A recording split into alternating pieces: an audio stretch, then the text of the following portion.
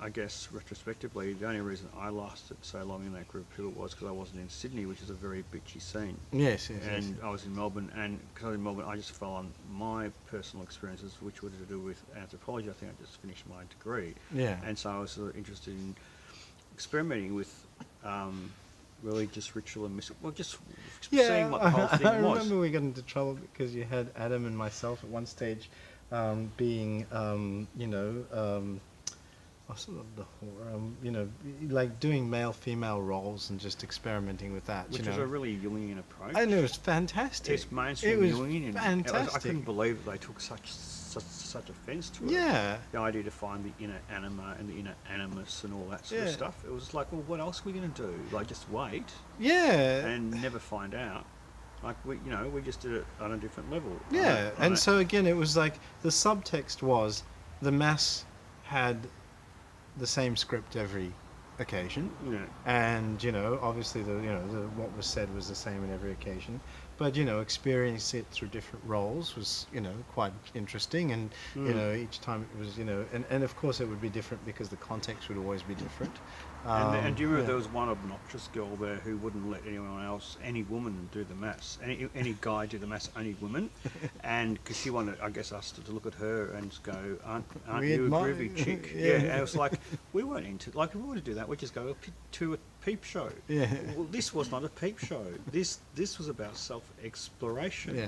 It wasn't, just, you get But people like that. even in retrospect, watching that in and of itself was kind of amusing. I guess if it might have impeded some works, but in and of itself it informed some things works. massively. It was a Yeah. real mistake to sort of even let someone throw their weight around in that fashion. It was just, like, things like that destroyed the spirit of the group because Yeah.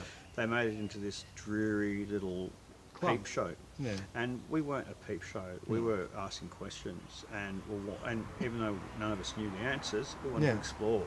Yeah. We didn't want to, just go, oh, well, women are meant to be goddesses. It's like, well, that's a pickup line, and men are, it's like a man talking about his penis size. It's Yeah. corny as hell. Yeah. Who's going to believe that rubbish? So it was just like the naivety and the innocence and the purity all mixed together, and then,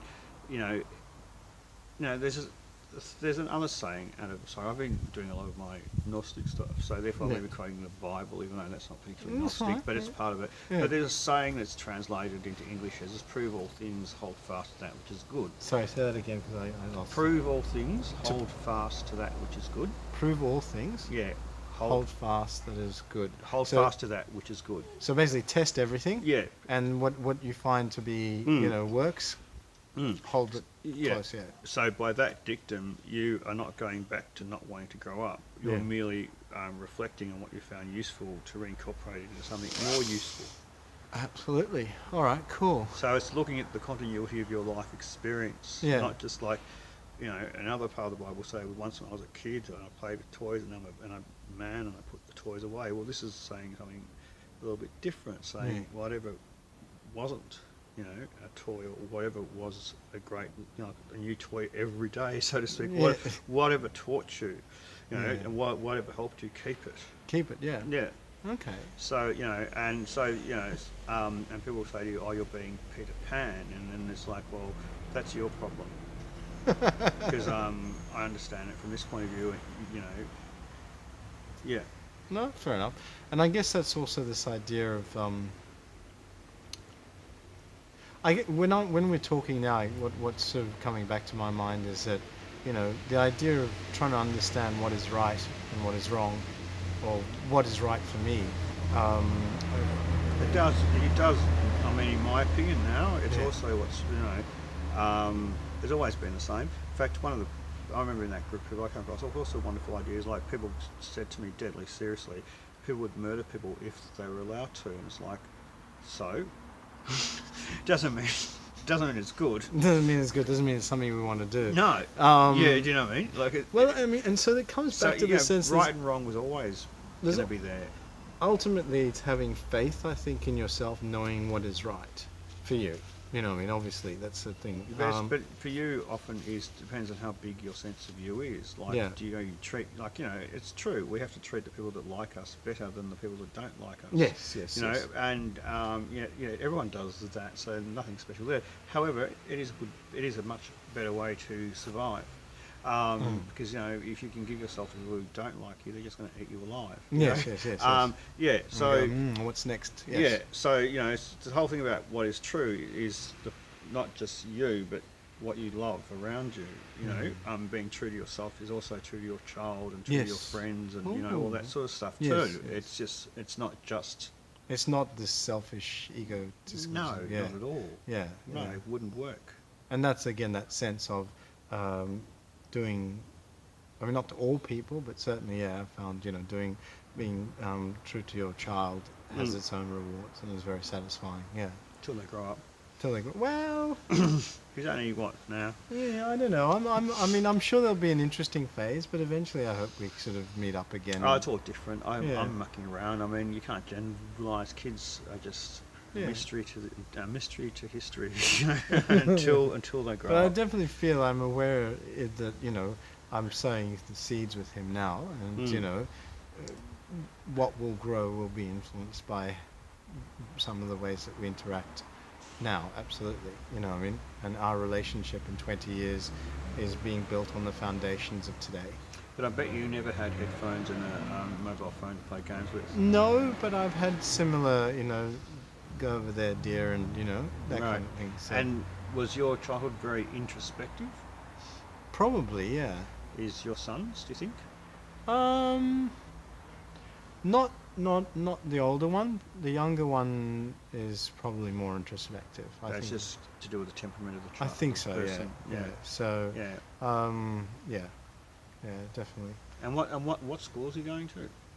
Not go there. Just the local. Yeah. Yeah, that's all you need to say. Yeah. Yeah. We don't need to. Yeah. I thought you'd be really good at being discreet. Yeah. Like, I'll start talking to you about how to make a nuclear bomb as a cake recipe, and no one will know except for you and me. Although, Yeah. No. I know. Yeah. No. Local school. I think it's let him live life. You know what I mean. And so yeah, I'm very happy. I think for me, like the interesting journey has been growing up in Australia. We came from Israel as a child. It was very sort of, it was a shock. And then for many years, not really feeling part of Australian culture. So, feeling as an outsider, I found it to be very lonely. And then it's interesting. I went through a phase of really disliking, and then as you know, it's quite a common pattern. You travel overseas, you experience everything out, experience life outside, and then come back, and suddenly it's like, now that I understand, this place better, I appreciate it a lot more. And so yeah, I'm very happy that we live a privileged, I think a privileged lifestyle. Beach nearby and all that kind of stuff. And it's funny the use of the word privilege now. It's really crept in. There's male privilege, there's dog privilege, there's cat privilege, there's female. Oh no, there's no such thing as reverse racism. I keep on forgetting. So there's not reverse racism privilege, but anyway, there's all these sort of there's this whole sort of sense of discourse, and essentially when you deconstruct it, it seems to be saying, I want what you've got, I want the rights, and I want to trick you out of having your rights. And like saying privilege is a funny thing, because what is it? And then there's entitlements, another one that's used a lot. So I guess what I meant by privilege is that I don't want to forget. You're in the lucky country, mate.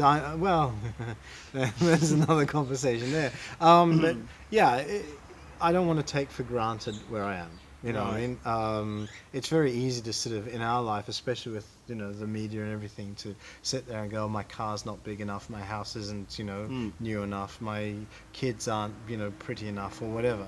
And I think it's really, it's tragic because always the glass is half full.